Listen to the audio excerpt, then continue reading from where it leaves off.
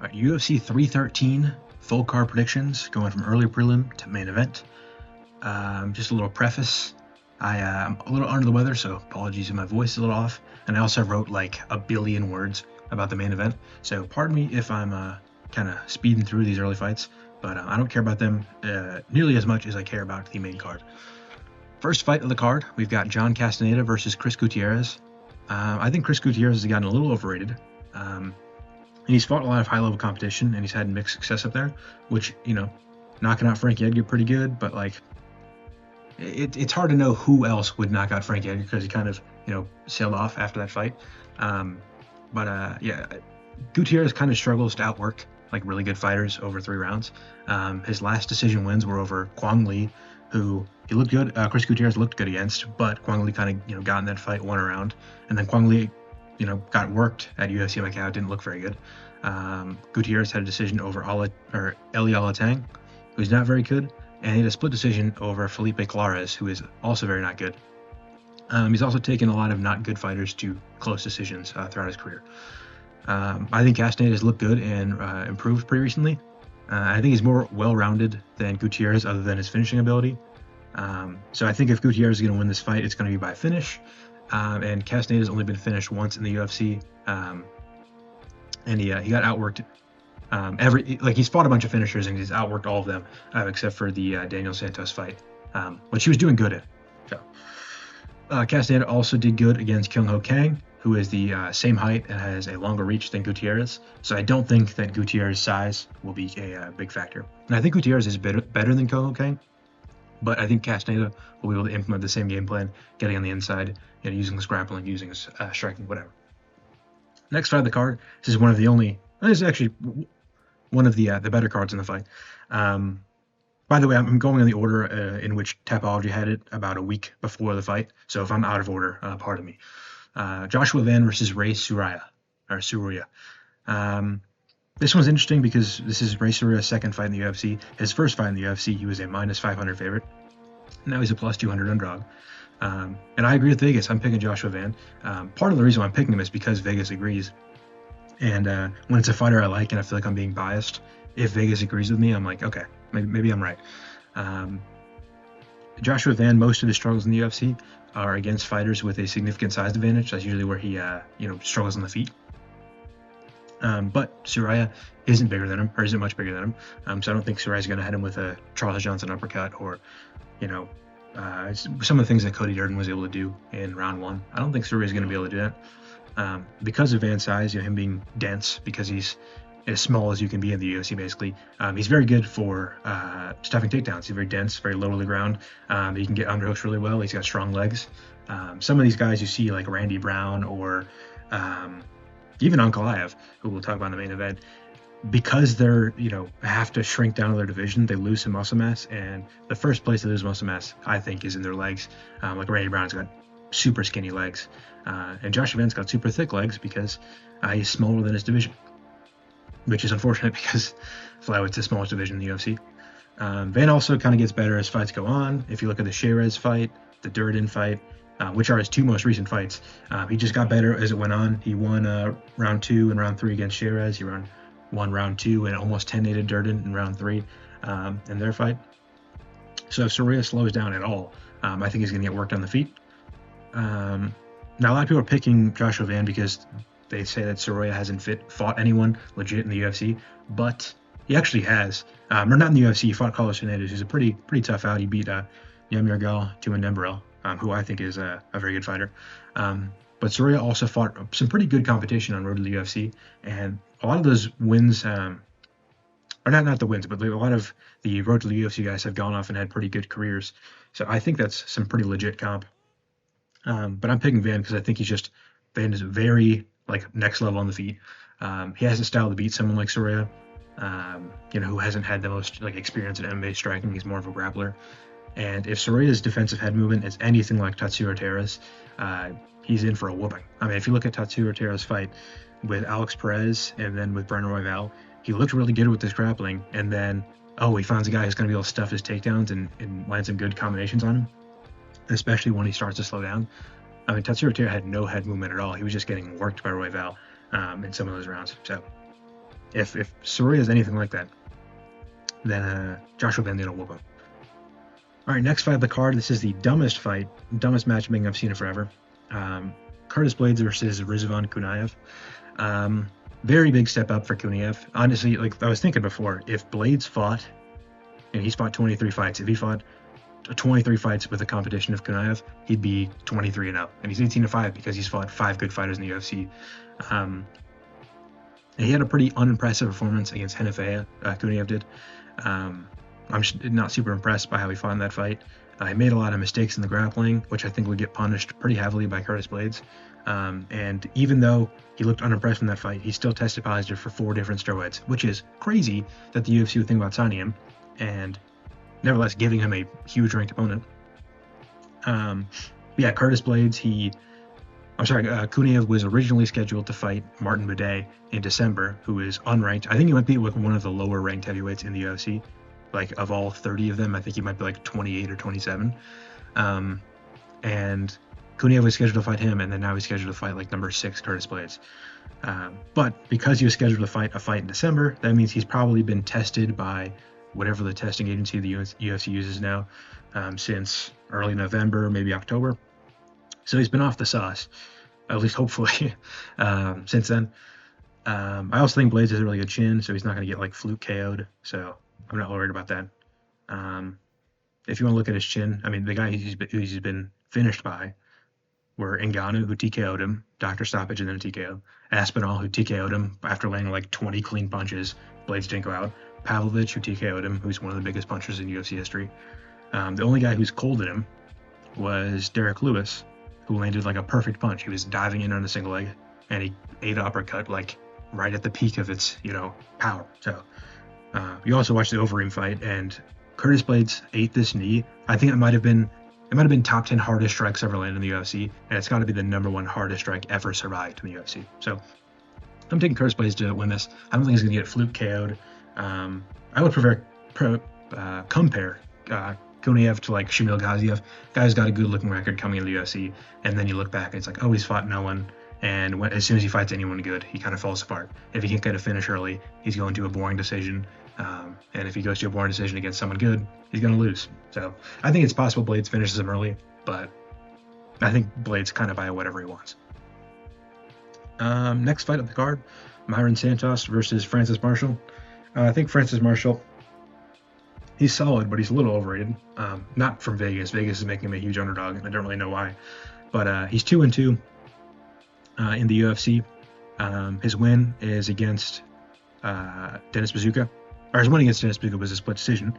And he went to a really close fight with Dennis Bazooka, who is a solid fighter, but pretty much everything went Marshall's way in that fight. Bazooka fought dumb. He got caught with a bunch of big punches. Bazooka was winning kind of the interim of the fight, and then you get caught with a big punch at the wrong time and lose the round. And then his other win in the UFC, Francis Marshall, is against Marcelo Rojo, who is not very good at fighting. Mairon Santos looked really good on Tough, looked really good in his, I guess that's not his UFC debut, but in the Tough finale against Callum Lee. And Callum Lee looked decent in his last fight, so that win is aged pretty well. I'm picking him to beat Francis Marshall, probably by decision. Next fight of the card, we've got Carlos Leal versus Alex Morono. I'm picking Carlos Leal because Alex Morono is bad at fighting. Simple as. Carlos Leal might regress significantly from his last fight because he was definitely on steroids in his last fight. However, he did whoop Rinat Fakhretdinov, contrary to what the judges thought. So, Rinat is significantly better than Alex Morono. At least I think so. So, I'm taking Leal to win this, probably by decision. Next fight of the card, this one I'm really confused by the odds. That's Ozzy Diaz versus Jordan Santos. Ozzy Diaz is a massive middleweight. He was a middleweight, and then he got knocked out by Joe Pyfer, went up to light heavyweight for a bit, had a couple fights outside the UFC, came to the UFC at light heavyweight.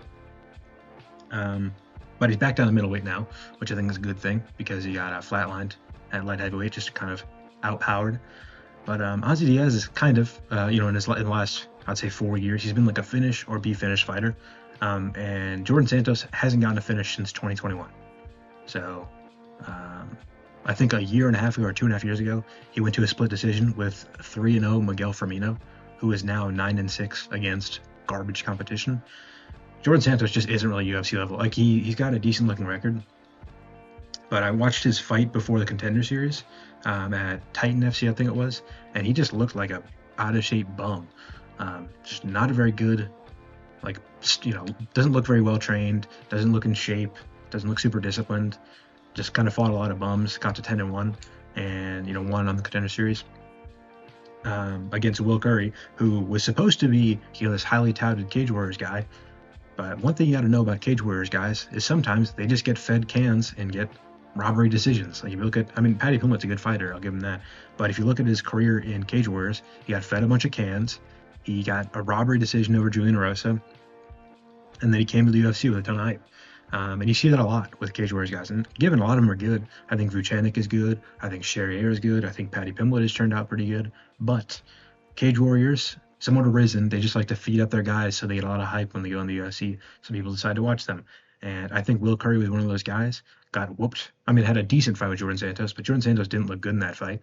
And yeah, Will Curry, I never thought he was that good. He had like a pretty bad loss 2021. Came to the Contender Series, lost to Djorgan Santos. And Ozzy Diaz is way bigger than Djorgan Santos. Djorgan Santos is in a similar shape that Ozzy Diaz was at 205, but now Ozzy Diaz is going down to 185. Yeah, he's way bigger. He's 6'4" compared to 6 foot. He's got a way longer reach. Djorgan Santos is, what was I gonna say? Djorgan Santos is, he could finish him. But he's not a very big finisher. And Ozzy Diaz got KO'd in November and is going down a weight class. But you look at the guys that Ozzy Diaz has lost to, especially been finished by, Mingyang Zhang, Joe Pyfer. Like those are guys who knock people out. And yeah, I don't mind getting finished by those guys. So pause. Yeah, I'm taking Ozzy Diaz. Don't know why he's underdog. Next fight of the card, Brunno Ferreira versus Armen Petrosyan. Again, I'm not sure why the odds are like they are. I'm picking Brunno Ferreira to win. Armen Petrosyan, he is in company with Antonio Tricoli as the only fighters who've been KO'd in the UFC by Sharon Magomedov. And Sharon Magomedov had a lot of hype, had fought some good fights, pretty good striker. He doesn't really finish people in the UFC. He didn't finish Alexeychuk. He didn't finish Bruno Silva. Lost to MVP. So I don't really think he's, if you get finished by him, I think that's a pretty bad look. And Petrosyan got finished by him, got knocked out, and he was in the fight at the beginning.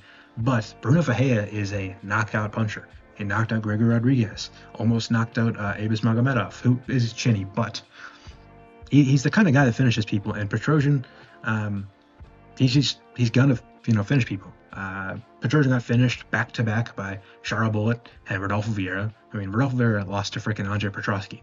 So he got finished in his last two fights by not good finishers. Brunno Ferreira is a much better finisher.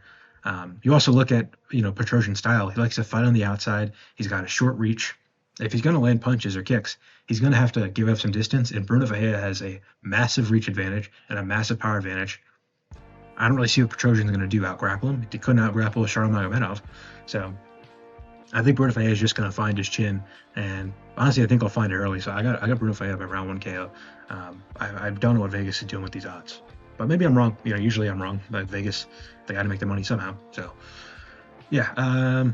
Next fight at the card. We're on the main card, I think, as long as I didn't do this out of order. I think this is actually the featured fight, but before it was listed as the main card opener. Jalin Turner versus Ignacio Bahamondes. As far as resumes go, Turner has fought a significantly and consistently higher level opponent than Bahamondes. But he's had mixed results.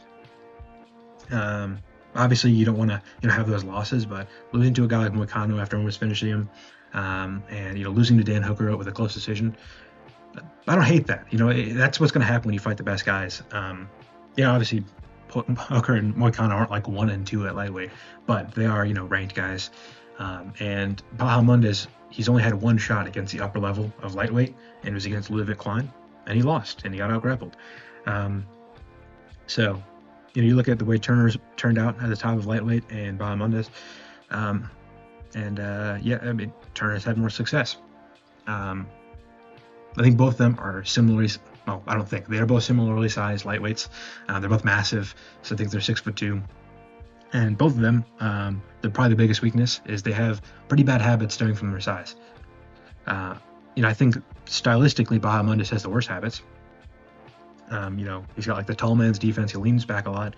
He throws a lot of kicks at volume, which is good for when you got a huge reach advantage and he can stay on the outside. But a guy like Turner who throws a lot of power punches down the middle, you don't want to throw, big kicks against him, or a lot of kicks, because eventually he can just catch you on one foot and put you out.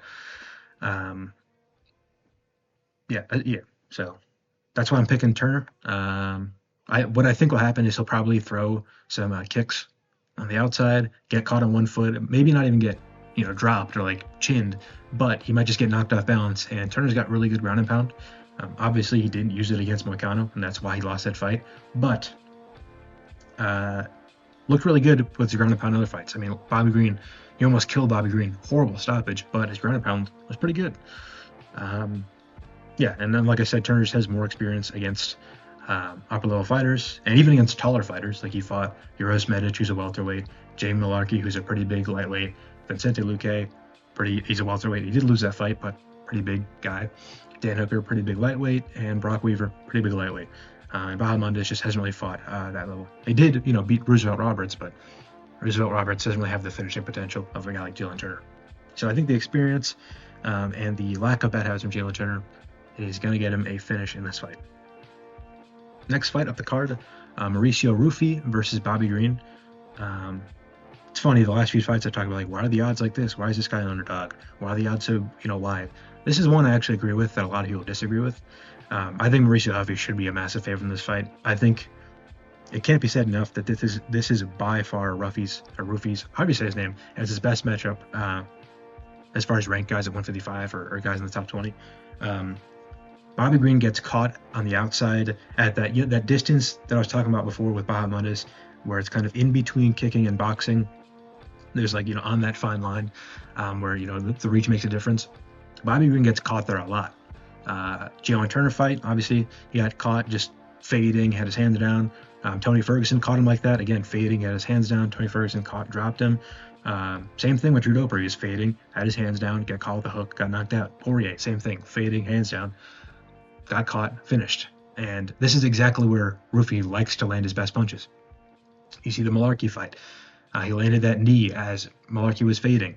He landed a couple good right hands as Malarkey was fading. On top, he landed that good 1-2. He landed the 1-2 while on top had his hands down and was fading. He also landed a couple other good punches in that. And then the Raymond Magomed Ankalaev fight, same thing. Landing a lot of good punches in that awkward distance. When I was watching back Ruffy's fights, I would say he landed at least one strike per round that I think would KO Bobby Green. Like, Bobby Green has a very weak chin. In the Jim Miller fight, he got caught a couple of jabs that wowed him. And obviously he was pretty chinny, and then he took that Turner stoppage. So I'm a little worried about his chin. I think he'll get chinned on the outside. One thing I want to say about the James Yontop fight, Ruffy's getting criticized like crazy for that fight. You're like, how are you going to take this guy to a close decision? He's a bum. He's fat, out of shape. And people don't realize that, Ruffy was landing really good strikes on him that would KO most 155ers. Like, if you're able to drop a guy who already has a good chin like Yontop and then didn't have to cut weight, it was a catch weight at 165. Yontop missed the catch weight. Like, he was that out of shape. I don't think people realize that, cutting weight ruins your chin, it ruins your gas tank. So Ruffy had to cut weight. So he gassed, and then Yontop didn't have to cut weight, so he had a better gas tank, better chin. He was able to survive. And obviously Ruffy lost round 3, and that's not a good look. But think of a guy like McGregor who's got a very similar style to Ruffy. It's like, he's going to gas. I mean, obviously, you throw power punches a lot, you do a lot of dancing on the outside, and throw with everything you got. You're going to gas out eventually. But I'm not really worried about a fighter gassing out against Yontop, a guy who didn't have to cut weight, if he's landing those punches, because those punches against a guy who does have to make weight, who doesn't have a good chin, are going to knock him out. And I think Bobby Green is a key example of that. He's got to cut weight. He's not going to come in 15 pounds overweight, and he's going to get chinned. So there's that. I've seen a lot of people saying, Ruffy's the worst fighting nerd. Ruffy's overrated. These odds are crazy. It's like, they aren't really. Like, that was just worse circumstances for Ruffy, and he still looked insanely impressive. He dropped a guy who didn't have to cut weight, who has a good chin. He rocked a guy who didn't have to cut weight and already had a good chin 3 times. It's like, I don't know. I thought that was a good performance. Don't like the gassing out, but didn't like Pereira gassing out, and then he went on to go get 2 belts. So, not saying Ruffy's the next Pereira, but similar styles. I wouldn't be mad at McGregor having that performance now. That's all I'm saying. All right, next fight of the card. The one I don't care about, Iasmin Lucindo versus Lemos. I'm picking Lucindo. Lemos, she gets out-grappled very easily. Weili Zhang just completely destroyed her over 5 rounds. Verna Jandaroba submitted her in the second or whatever. I don't even think I'll watch that fight. But Jandaroba clearly out-grappled her, I think, if I remember correctly. The only exception to that rule is in the Dern fight, but Kenzie Dern has a 0 striking defense, so I'm not really impressed by someone finishing her. I think Lucindo, pretty young, 14 years younger than Lemos, actually. Lemos is 37, almost 38. Lucindo is 23. So, and Lucindo has more experience than MMA, 3 more fights. So, I think she's not going to get chinned like Dern because Dern sucks. And I think she'll be able to out-grapple Amanda Lemos because who doesn't, All right. Co-main event, Justin Gaethje versus Rafael Fiziev, however you say it. They both had their fight, 2 or 3 whatever years ago it was. Close fight. I think that Fiziev won the first 2 in the first fight, which might make you think, I'm going to pick Fiziev because he's the favorite. He won the first fight. He didn't get chinned a year ago, which is true. But I think circumstantially and stylistically, this matchup favors Gaethje. I think he's probably regressed technically and chin-wise more than Fiziev since their last fight. But I think that, just like I said, the circumstances and the matchup have changed pretty drastically. Gaethje has grown into his technical kind of style significantly. In the first fight, that was Gaethje's kind of first try after the Oliveira fight of let me just use the jab, use the Trevor Whitman jab, use the leg kicks, kind of build into fights, don't get behind and win it. And I don't think he had a ton of success until the 3rd round where he started landing that jab a lot, busting open Fiziev's eye, which happened in the 2nd round, but he did a lot of damage in the 3rd. And throughout the fight, Gaethje became more and more focused on his technique, and he had success as the fight went on. In his last 2 fights against Poirier and Holloway, that was his main focus. It was the jab and the outside low kicks. And obviously he had mixed levels of success. Lost the first round to Poirier, was getting 4-1 by Holloway before he got KO'd with a second left. But I think that focus will be a pretty big divider in the fight. Like I talked about in my Bivol versus Beterbiev prediction, like I talked about in my Dricus versus Strickland prediction, when it's a close fight, you got to think of not only which fighter got better and which one got worse. You got to think of how does the matchup change when it goes into the rematch. And I thought that in the Beterbiev Bivol fight, the matchup didn't really change a ton. I think they're both going to try to do what they did before. And in the Strickland Duplessis fight, Duplessis improved more, so he's going to do better. But in this fight, I think the game plan is going to change from Gaethje. And I think the circumstances favor Gaethje a lot more. Gaethje obviously has become more tactical, more technical. He's had time to prepare. Fiziev didn't have time to prepare, took this on short notice, 10-day notice. He had the leg injury in his last fight. He hasn't been out for a while. I think Fiziev will struggle to get ahead and hold a lead.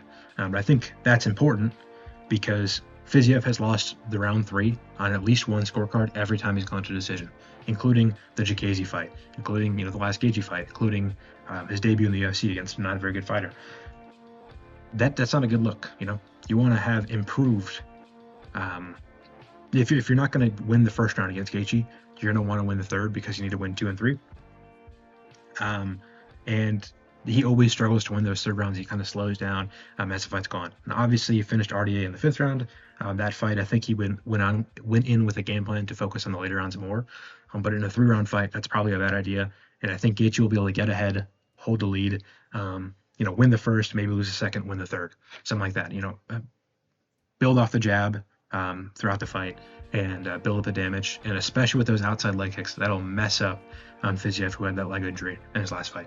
So, like I said, I think Fiziev can totally win this fight. We don't know how Gaethje's chin is. Obviously, he's taken a good amount of time off after getting colded against Holloway. But Fiziev has taken way more time off, and he got injured, and I think injuries sustained more than chin damage, especially when Fiziev couldn't really hurt Gaethje significantly in their first fight. And also, Gaethje kind of just gets decisions. Like, I think Fiziev pretty clearly rounds 1 and 2 in their fight. Obviously, the second round was close, and Gaethje swole his eye shut in the second round, but I think he landed the better strikes. But is he going to be able to do that in the rematch? I don't think so. All right. I think this is the fight I've done the most research for ever. So bear with me. I've written about a paragraph. I'm going to just read out a couple lines and then explain what I mean.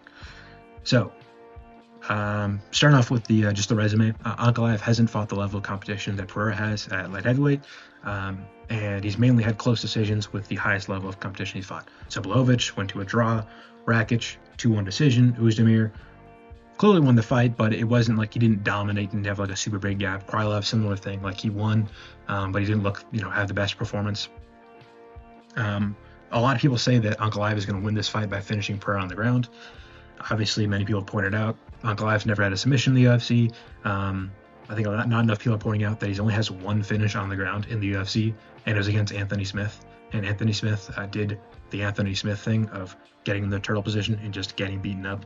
And think about a Anthony Smith fight, and he made it to that position. Blaydes, Dominic Reyes, Ankalaev, Glover Teixeira, like every fight he likes to end up there, and he just kind of gets beat up. So I'm not really impressed by Ankalaev being able to finish Anthony Smith on the ground. And that's his only finish on the ground. So I don't really think that Ankalaev's just going to catch a leg kick, slam him down, and then beat him up and finish him. It's not out of the picture, but I really don't think he's going to be able to do that. And then I think people also giving Ankalaev a good chance of success because of the success Khalil Rountree had in Pereira's last fight. However, this is something I think a lot of people are overlooking. A lot of the success Rountree had was from Pereira making mistakes. And obviously Pereira can make mistakes again, but I think that Rountree had the perfect style for countering these mistakes. So if you don't understand, traditional Muay Thai and like the light on the league leg, Lumpini ready style, a lot of Muay Thai countering is based on catching kicks or parrying kicks and countering with either your own kicks or countering with lead hooks or whatever. And if you look at when Pereira really got rocked in the first fight, it was at the end of the second round, I'm pretty sure. Ankalaev parries a kick, jumps on the inside with the right hook and lands it flush on Pereira's chin. Didn't finish him, which should be noted, and rocks him. And then later, Pereira throws a kick. Rountree defends it and throws his own kick and it lands flush. And those are the two biggest moments of success he had in the fight. Those were fully based off of Pereira's mistakes, and I don't think Ankalaev is going to be able to finish that. And if you just look at how Pereira fought that fight, I think it was clear he was more there to get an early finish and kind of show off than have a good game plan and figure things out. And you look at how he started that fight off. He started with a jumping front kick. I don't think he's going to do that against Ankalaev. I think he's going to be a lot more calm, focused, taking the fight seriously. And I think that other than his takedowns and his ability to work on the ground, Ankalaev does not have the tools that Rountree has to capitalize off of Pereira's mistakes. People also talk a lot when they're talking about how Ankalaev should win because Pereira has gotten taken down in a lot of the fights in his career. However, he only has one loss in the UFC, and that was against Israel Adesanya in the rematch. And if you remember correctly, Adesanya didn't take him down in the rematch. He took him down in the first fight, and Blaydes took him down, and Yuri took him down. And one thing that's consistent with all those fights, other than him getting taken down, is him winning the fights. He won every single one of the fights he's been taken down in. So I don't really think obviously Ankalaev is maybe a different level of grappler than Blaydes or Adesanya, but I don't really think it's the biggest factor that he got taken down, he's won every fight he's been taken down. It's the same as Duplessis. People are like, oh, look at how sloppy Duplessis is. Look at how bad he looks. It's like, well, he won every fight he looked bad in. So how much does that really matter? Personally, my biggest concerns with Pereira are how he's going to struggle to get the low kicks going and what his game plan might be. Like I said before, I think he had a really bad game plan in his last fight. And if he does the same thing where he takes a lot of risks early, he can leave himself open to counters. He can struggle to get things going and fall behind and need a finish. which I think he might do good in. Like, he needed to finish against Adesanya, and he found it. However, this is what I think is most important for the matchup. In his last 3 fights, he fought southpaws. He fought Roundtree, he fought Yuri Prochazka in the rematch, and he fought Jamal Hill. And he focused on getting his leg kicks going rather than he focused on building his jab, using the jab to set up the left hook. In the Yuri fight, he did really good work with the leg kicks, but obviously Yuri doesn't check leg kicks. Everyone's had success with the leg kicks against Yuri, and Yuri really didn't do anything successful in the second fight. So obviously Pereira looked really good in that fight, but it's not the most impressive performance, especially when you're talking about the southpaw versus orthodox, the outside foot battle and the jab. I'm sorry, and the leg kicks. Now, if you watch the Jamal Hill fight, early on, Jamal Hill was landing more leg kicks. He was winning the outside foot battle. He was keeping it strong. He was really focused on getting those leg kicks, the step-up outside leg kicks. And he was winning in that element of the fight. However, he dropped his right hand, he lost focus for a second, and he got knocked out cold. And then Roundtree, his way of dealing with the leg kicks was to blitz when Pereira threw leg kicks, or what looked like he was setting up a leg kick, and try to catch Pereira when he backed up. And he had pretty good success. I mean, that's how he won the first 2 rounds, other than those 2 big moments I talked about earlier. However, Pereira ended up finding his timing, stopped focusing on the leg kicks, and started using the jab, like I said, to set up the left hook and the stronger strikes. And that's how he hurt Roundtree and finished him. So, what is Ankalaev going to do to counter leg kicks? Now, personally, I think that the leg kick should be a non-factor. I really don't think Pereira should use leg kicks. That's a great way to get countered and colded. That's a great way to get taken down. And I don't think it's his best tool. Obviously, he's got great leg kicks, but his good leg kicks are out of orthodox, against orthodox, outside leg kicks with his right leg, not these step-up low kicks with his left leg. And I think that because, one, no one has a better outside leg kick with his right leg than him. I mean, what he did against Adesanya, Adesanya said he kicked him in his peroneal nerve, and that he got a leg kick checked. I don't think that's true. I think Pereira just landed a lot of good leg kicks.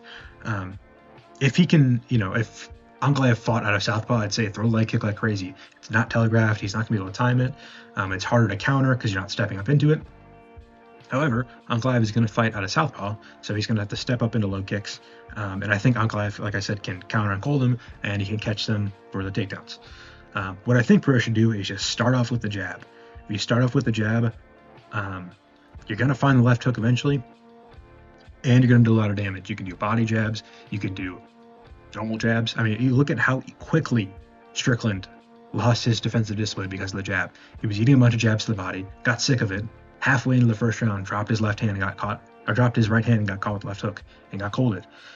I really think that's what Pereira should do for Ankalaev. However, he probably isn't going to do that because he's used the southpaw low kick, or the orthodox versus southpaw step-up low kick in every fight that he's fought against southpaw, and it's had success, kind of. I mean, it had success against Yuri, and then he won the Jamal Hill fight in the first round, and he ended up winning the Roundtree fight. So I think he's going to ignore that. After the Hill fight, if I was a coach, I'm like, don't use the leg kicks. It's not worth squaring yourself up and setting yourself up for takedowns and counters. Just use the jab, do whatever. But whatever. Fortunately for Pereira, Ankalaev drops his right hand a lot. So he's going to get hit by the left hook eventually, I think. He also likes, if you watched his last 2 fights, or not his last 2 fights, the last 2 fights against good fighters, if you ignore Johnny Walker, the Rakic fight and the Blachowicz fight, he likes to get in kind of extended exchanges at range, which is where Pereira, I think, does his best work, especially in the Rakic fight. If you watch, there's a compilation I saw on Twitter of Ankalaev just dropping his right hand in that Ankalaev fight. Of Ankalaev dropping his right hand in the Rakic fight. And if he does it against Pereira, you're just going to get caught and you're just going to get knocked out. It happens to everyone. It took longer with Izzy, obviously, in their last fight, and I think it took longer with Izzy because Izzy mixed in the grappling and let that fight get into the later rounds. But eventually, Pereira fought it. So if Ankalaev does win this fight, how do I think he would do it? I think he should wrestle to prevent Pereira from getting his timing down, to prevent Pereira from finding those openings at range, and just beat the clock. I mean, if you can make it 25 minutes with Pereira, there's a decent chance you win. Obviously, Blachowicz made the distance and arguably won that fight, got a split decision loss. So that's how I think Ankalaev should win, just mixing the wrestling. Don't give him too many chances to get your timing down and to set up the left hook or to just land a good punch. But I don't think that's an option for him. The fight's too long. He's too not technical. He drops his right hand too often. And I think that either one, he's just going to get caught in the first round early by dropping his hand, getting into an exchange, trying to test out his striking like everyone does.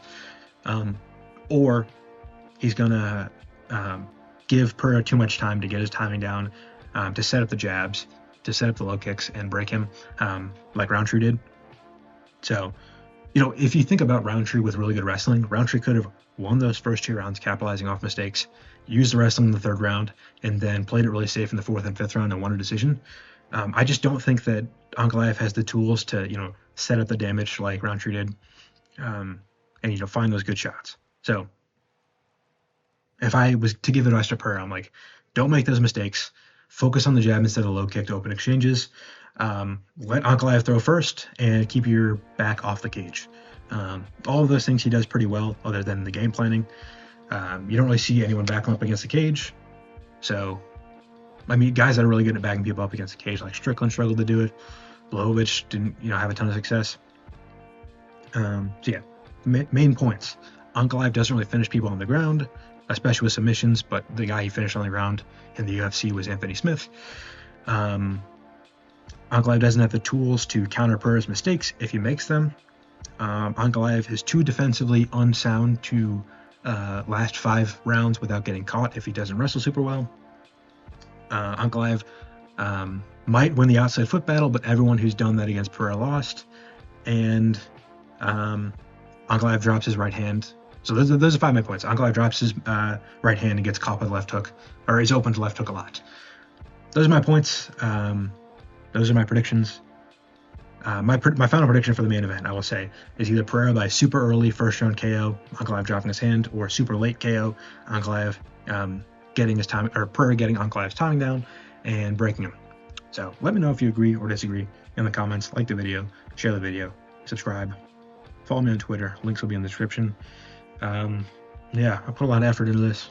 If you get a little interaction, that'd be great. Also, I kind of want to do, I did the Bivol Better BF prediction. I forgot to do the Tank Davis, Lamont Roach prediction, but I'm trying to do boxing more often. So there's that. There's none this week. At least I think so. So, like I said, let me know if you agree or disagree in the comments. Like the video, share the video, subscribe, follow me on Twitter. That is all. Thanks for listening.